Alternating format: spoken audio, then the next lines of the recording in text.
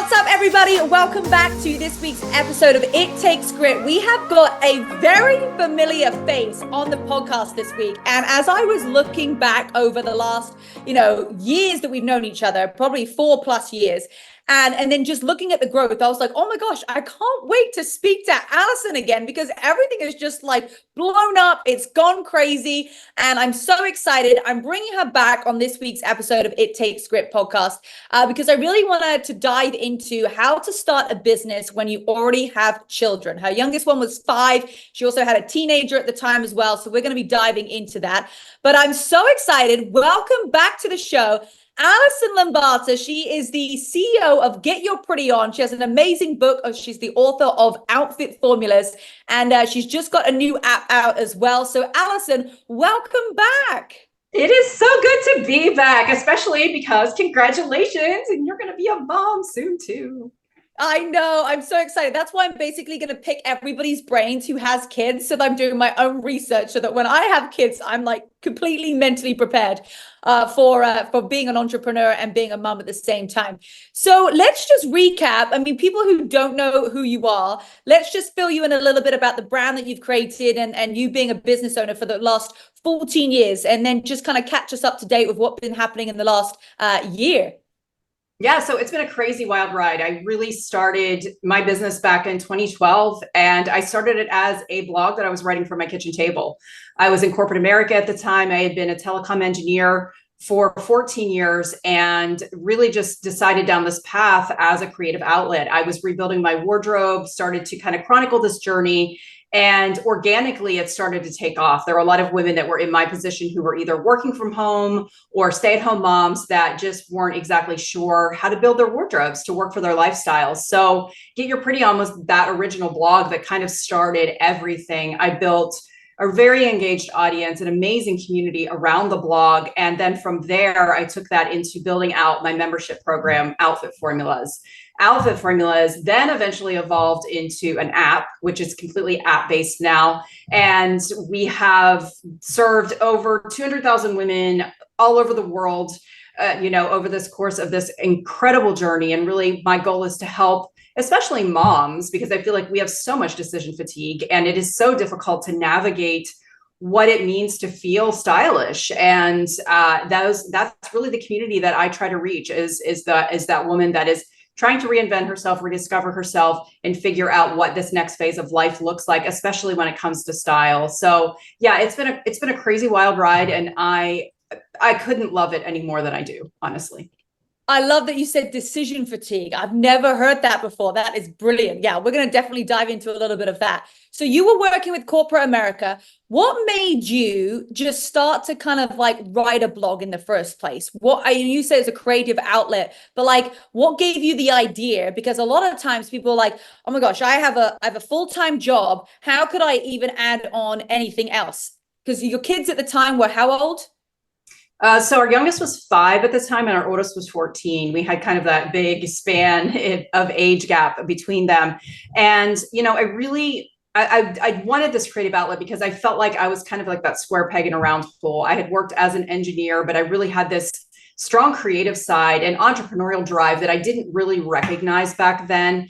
And I feel that being able to, write the blog was that avenue for nurturing that side of me and really just discovering like, hey, I'm actually good at this business thing. Like I can figure this out. And that's what gave me the confidence to eventually say that I was willing to take a severance package from my job, and that security and stability, which was a huge step, especially having 3 kids at home, preparing for our kid. Our oldest was in high school at the time and thinking about, oh gosh, he's going to have to go to college in 4 years. Like this was a huge, huge step to take, and really just take that risk of stepping out there and saying, I'm just going to go 6 months all in, and creating the budget that allowed for us to do that. And we were a dual income family at the time. It's not like we had the ability to just say, oh, I'm just going to up and quit my job today and do this thing. But I just had that much confidence in what I was building and in the way that the community was responding to what I was doing, that it helped to kind of be able to take that step out. And honestly,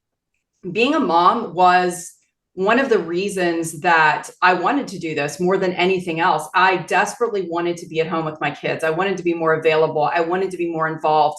And I knew that this was a way that I could guarantee that I was going to be able to continue working from home, that I could drive them to school in the morning and be there to pick them up. Because, you know, a lot of people say how important it is to be present when your kids are little, but I was even seeing, like, on the other side of that, those conversations with my son at 6 a.m. when I'm driving him to football, or when I pick him up in the evenings after games and he's telling me about all of his friends. Like, that was something I didn't want to miss out on. And by carving my own path and creating some kind of control over my time, I was able to do that through the path of entrepreneurship. Yeah, I love that. And it's short-term choices for long-term goals, right? Because I'm sure when you first started the blog, and a lot of mums might be feeling this too. They're like, well, I work a full-time job. If I have a side hustle, if I had a side business, now I'm going to be taking more time away from my kids. How long is that going to be for? And do I get the payoff? What was your mindset as you were thinking? Did you have mum guilt? Were you like, I'm spending too much time on my business and not with my kids? And what if this doesn't work? Like, how do you navigate that conversation to somebody else who wants all the time freedom, but they need to know for at least a short period of time, it's going to be a lot more work? Absolutely. Yeah. I think early on, I realized that balance is a myth. And letting that go was so freeing, and giving myself permission to say, I am building this thing now that could really, like you said, lead to that long-term gain. And noticing that there were seasons, and I still have seasons that I lean into and out of. One of the things I had my non-negotiables. I would, you know, from the time I dropped the kids off, sometimes I got up earlier than them in the mornings, just so I could get an hour's worth of uninterrupted time that I could work on myself, my own self, personal development, and my business. And then had those dedicated hours when they were in school. And then when I picked them up, if I ever had to log on in the evenings, you know, I would wait until after everything was kind of settled in and they were doing their own thing, and focus back in on work. And knew that whenever I did have to lean into those moments, that it wasn't going to last forever. And honestly, there were times when I probably leaned in a little too heavily and started to feel burnout. And then I would say, okay, now I need to have a season where I'm pulling back a little bit, pulling back some of that energy. One of the things that I did early on in my business was I started taking July off every year, the entire month. That was a goal that I was going to set. I would pre-schedule all of my content. That meant the weeks leading up to that were a little bit busier, but I had an entire month to go on vacation, to, you know, hang out at the pool with the kids, to do all of the things to prepare for the school year that was coming up in August. And I've done that consistently every single year since I started this back in 2012. I try to do it now in December of every year too, is just take at least 2 weeks, if not the entire month, where I back away from the business and really just kind of reset. And what I've found is that it also helps me rise above the minutia and the day-to-day in the business, and really get clarity about the vision and the goals and where I want things to go. And I find that I don't even have to focus on that necessarily, but whenever I pull that energy back from being in the day-to-day, it just naturally happens. Like, I'm thinking on that bigger level. My executive functioning is better because I'm not just constantly pulled in 1,000 different directions. So I am a big proponent for leaning in and working hard when you have that luxury and that ability to do it, being very disciplined about it, scheduling your days so that you're able to do it, and then taking the breaks too. I think they're equally as important. You know, it's restoration, and it's also a space where it's necessary for growth. You know, that's a lot of times where you're getting those big ideas, and those next steps that you need to get is when you take that time for the clarity to come through. Yeah, absolutely. When you talk about, you know, you're taking that leap, how did you navigate your mindset in terms of like, okay, like, did you ever feel like, oh my gosh, like, I'm giving up my corporate job, and what if this doesn't work? Like what am I going to do? Or, oh gosh, I'm spending all this time and I'm not getting as much traction as I thought I would. Because sometimes when you start a business, the first week is like hot, right? Sometimes you start a business and it takes six months for the first week to feel like it's hot. Like, what was your mindset? How was your brain, you know, trying to get rid of the doubt and the fear? Because I think a lot of times people, they love the idea of like, oh my gosh, if I could build a part-time business that would grow into something, but it's like, oh my gosh, like, I don't even know if this is going to work. Like, how did you have those conversations in your head? Yeah, I think that doubt and fear is something that never goes away. I think it's something you learn to live with, honestly, because it can. We have no guarantees in life, right? And it's it's false security when you're in corporate America thinking, well, this company's always going to take care of me, or I'm always going to have these benefits, because that wasn't the case. And I had sort of the luxury, if you want to call it that, of seeing 20 of my team members get laid off in the course of 3 years. And I realized that that security was a myth too. So stepping out was a little bit easier simply because of that. But I will say that, that fear was also part of what was a driver for me and kept me going forward. And, just really balancing that out with the wins. And sometimes the wins are not financial wins, or they're not that you made a sale or anything like that. The win might be that, oh, I learned this new thing about coding today, or I handled this transaction differently, or I advocated for myself in this meeting today, or whatever the case may be. But having said that, I will say, like, the fear is always there, right? Even as you build and as things get bigger, and then you grow a team. And I have 10 people on my team that I support now. And so it's not just about me anymore, but it's about everybody. But also that support grows too, right? Because everybody's involved and passionate, and they all are moving toward the same goals. And I think that that's really important too. But consistency is the key. That's all I have to say. I promise you, with anything in life, if you just show up every single day and you are consistently doing something, you will get closer to those goals. And that's just a fact of life and human existence, that you will move towards your goals. You just have to keep showing up, especially when it's hard. I tell friends, like, when they say, well, did you ever want to quit? And I say, oh, let me tell you how many times I've quit. I've shut my laptop at the end of a day, or even in the middle of the day, and said, screw this, I am done. I can't do this anymore. Just to wake up the next morning, open the laptop, and start all over again. You're going to have hard times, and anything worth building is worth knowing that it's not always going to be easy, and it's definitely always going to be worth it. Yeah, I mean, I still have moments where I'm like, what if this all just like goes away? Like, I don't know, maybe it'll just like go away. And then I'm like, okay, no, it's not just going to just go away. But I think the consistency is so important, because it's all numbers, right? It's all a numbers game. So the more that you do, the more consistent you are, the more likely everything's going to build.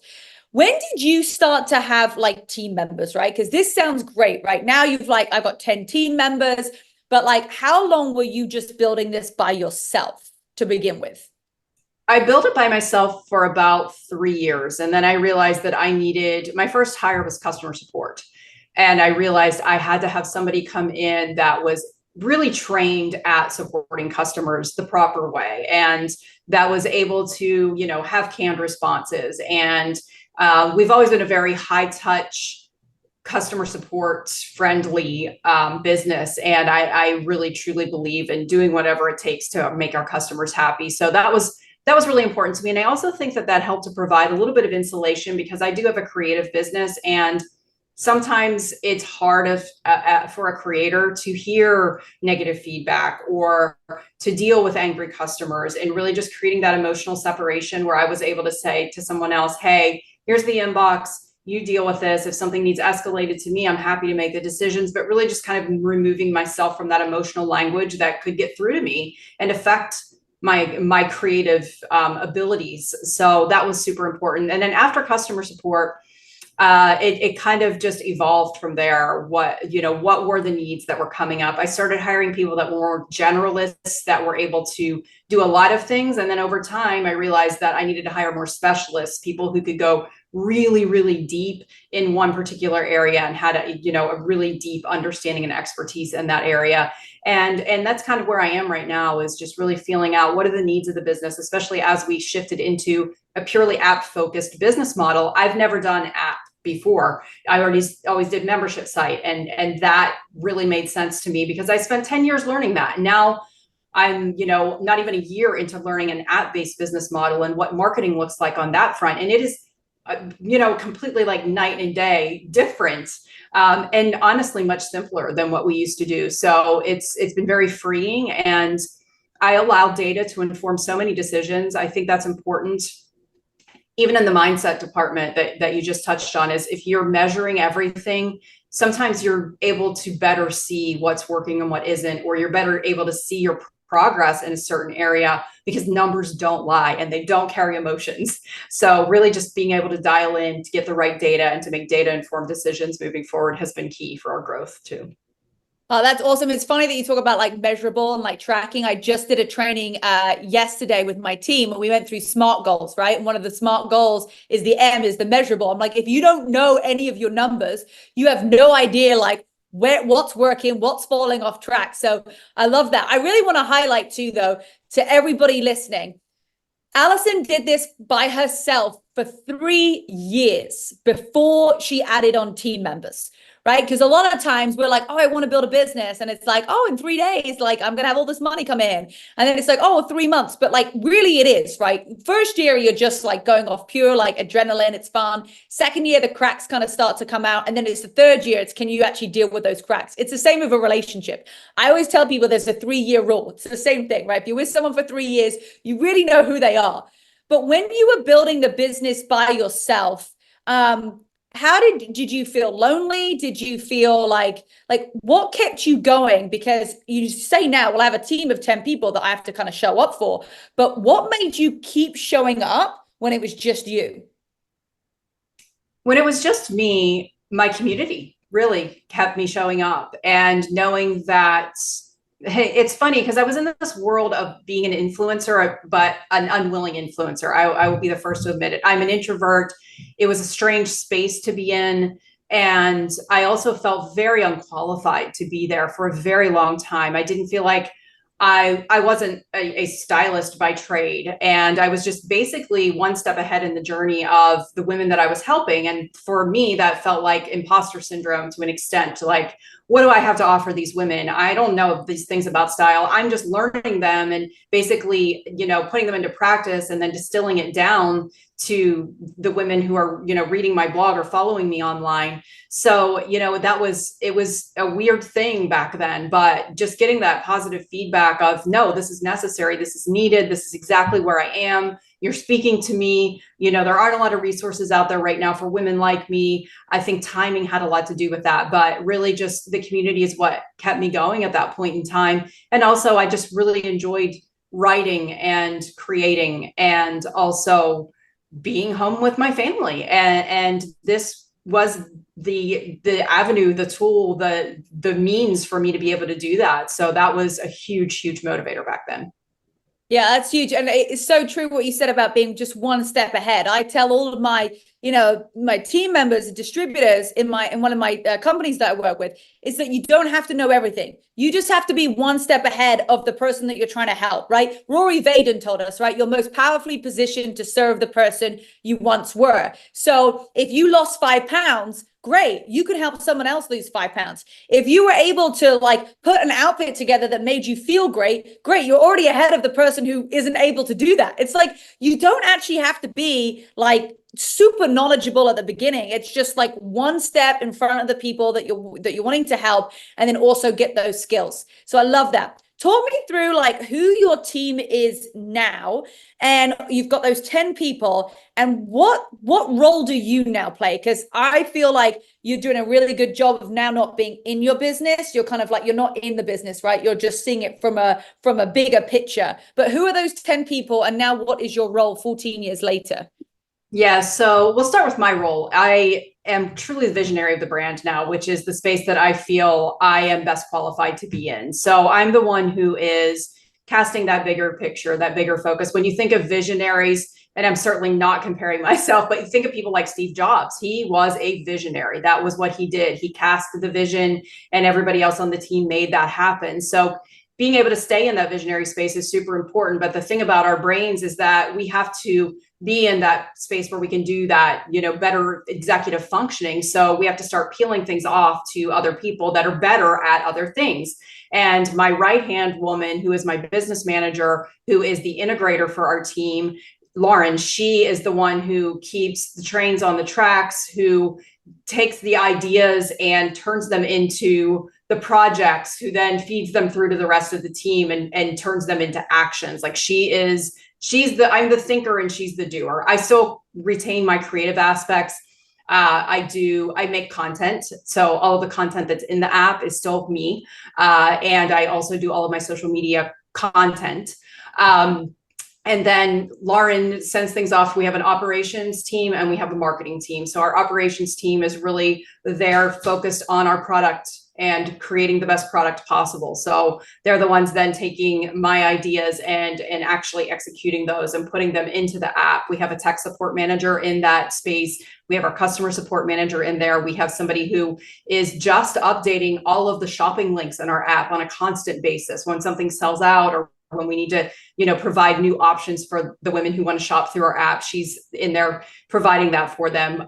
We have on the marketing side, I just hired an amazing marketing guy, and he understands app marketing through and through, but he also gets the development side of the house and everything that's involved in that. So he's been really pivotal to getting the right tools attached to our app so that we can measure behavior, so that we can look and see what people are clicking on when they're inside our app. And he does all of our Facebook and TikTok, all of the meta ads, everything. He does everything in the marketing space for us. We don't really do email marketing anymore, which is super weird. I came from a very, very heavily email marketing business, and now we're moving into really just everything is a notification through the app now, which is really cool and simplified in so many ways.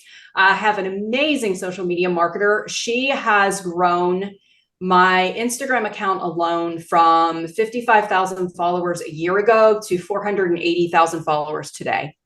And that has been just because of the incredible ideas that she comes up with. She pours through our content. She looks at what's working and what isn't, what's resonating, and really has been the force that has encouraged me to show up authentically and not be afraid of saying things that all the other influencers aren't saying, which is you don't have to shop all the time to have a wardrobe that you love. And, you don't have to constantly doing the Amazon hauls and all of those things. Like, shop your closet, shop with a purpose, create a wardrobe that works for you and one that you love, invest in quality pieces, and you can find closet contentment through that. So she's been really pivotal in getting that message out. And of course, we have a development team. That technology is huge. We've got an IP attorney. We've got all of the things that come along with building a bigger business and really just protecting our IP and growing our technology and making sure that we're always meeting our customers' needs and doing that in a way that meets them where they are. Our demographic skews toward women that are over 35, and therefore we make our technology simple and easy to use. It's not complicated. I want them to really just be able to access the app on day one.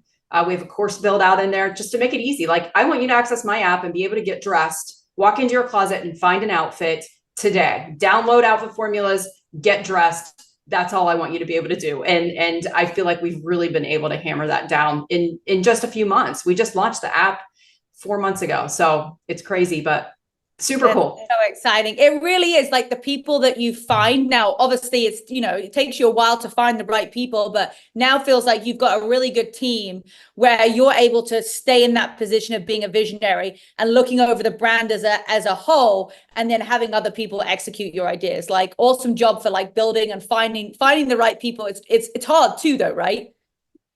It really is, yes. And I think that really defining our core values as a team helped that process so much. We put it out there. It's on Front Street. Whenever we write a job description or we do a job post, wherever on LinkedIn or Indeed, I lead with our core values because I know they're going to attract the right people to our team, and they're going to repel the people that say, hey, I don't think this is for me. So really just getting together as a team and deciding who we are and what we want to represent has allowed us to then draw in those right people. And also, like, you hear people say it all the time, hire slow, fire fast. Really, whenever we're as a team starting to see like this person is not fitting into our corporate culture, or there's a process that we go through now when we're vetting a team member as a good fit, and there's a process that we go through when we're vetting if that person would be better suited on another team, and just really being able to trust our instincts on that and know when someone isn't the right fit, it is equally as important as knowing who is. Yeah, totally. One of the biggest things that like I always look at you and I think just like, wow, is like you really put your health for like in it's very important to you, right? Like health, fitness, nutrition, all of those areas. How do you stay in shape, running this successful business, have 3 kids? Like, was there times where you were starting your business where you like forgot to work out, or did you make it a priority? And how's that changed over the last 14 years? Because I know it's an important factor, but I also know that energy is so important too when building a business, that you get from nutrition and workouts. But what was that like for you when you first started, and maybe what that's like for you now? Yeah, I feel like I'm preaching to the choir here, but we all know that in order to sustain your energy, you need to take care of yourself. And, that includes everything from what we eat to how much activity we get to getting quality sleep.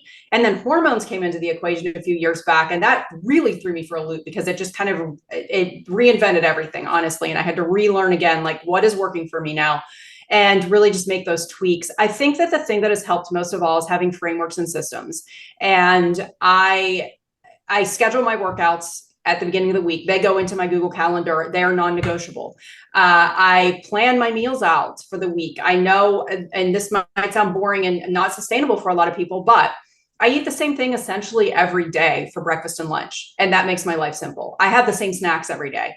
I prioritize protein always. I do things in the mornings, like I do an egg white scramble, but I'll do it with different veggies every day just to kind of keep things more interesting. I do big salads every day for lunch, but again, like the ingredients can differ from day to day just to keep a little bit of variety in there. But having those systems in place, especially whenever I'm super busy, I'm running from meeting to meeting, call to call, back to back, I know I can run to my fridge and have something that's ready to go right away. And the same thing with the workouts. Like, I know what my workouts are going to be. I know, like, having a plan, like having your app and following your workouts is super critical, because you don't have to think about that, and knowing just like, I'm going to log into the app today and I'm going to do what the app workout is. And I don't have to think about that. That helps dramatically. Just schedule the time, make it a priority. And sleep hygiene has become really important for me the past few years too, and making sure that I stick to a regular sleep schedule on weekdays and weekends. And it sounds incredibly boring. Like, yeah, there's some nights when 10:30 feels like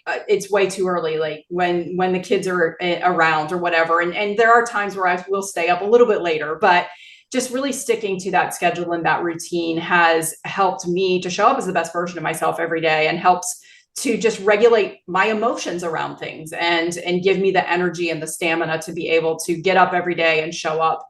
And I think that's important. And especially when you have younger kids, it's hard. It is so hard.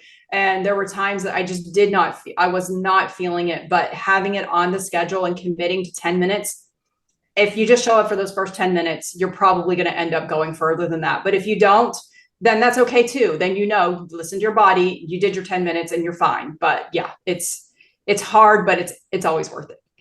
Yeah, I was having this conversation the other day, and we were just kind of, debating about it. And it's like, a lot of people, they say to me, well, how are you so organized? Right? I don't know, people probably say it to you, like, how are you so organized? And to me, I don't think I'm organized. I think I'm just really disciplined at like sticking to what it says in the plan. What's your thought process of it? Are like people generally just organized and disorganized, or do you think discipline plays a part in it? Oh yeah, I think discipline does. I think it's both things. I know that a lot of people do struggle with organization, and I had to find something that worked for me. And I have to be super disciplined about organization, because if I don't have that prescribed set of activities in a day, then, I'm slightly ADD. So I'll kind of like go off and get lost in the weeds where I don't know what I'm supposed to do next. But whenever I have every hour of my day pre-planned, scheduled out, then I know, and I can build in spontaneity. It doesn't always have to be that way. There are days when everything goes off the rails, but just having that routine to come back to is incredibly helpful, and it's so worth it. I used to tell, when I was a younger mom, I would tell other young moms, wake up an hour before your family every day and set aside some time for you, schedule out your day, do some journaling, and really just make that plan for your day so that you can be intentional with your time. Because if you're not intentional about it, your day is going to fly by and you're going to feel like nothing happened. So I think it's super important to always have that to come back to. Yeah, no, I'm super organized, but when people are like, how do you stay so organized? I'm like, well, really, it's just discipline. It's like whatever it says in my calendar, I just do. Exactly. Right? It's not, then there's no that decision fatigue, right? There's no like, oh, should I do it or should I not? It's like, no, that's just what I do, right? It just becomes part of who you are. how much have you enrolled your family into your business? Because I know like when some people are starting out in a new business, like it's really great job to enroll them in that vision. But did you enroll your children into the vision too?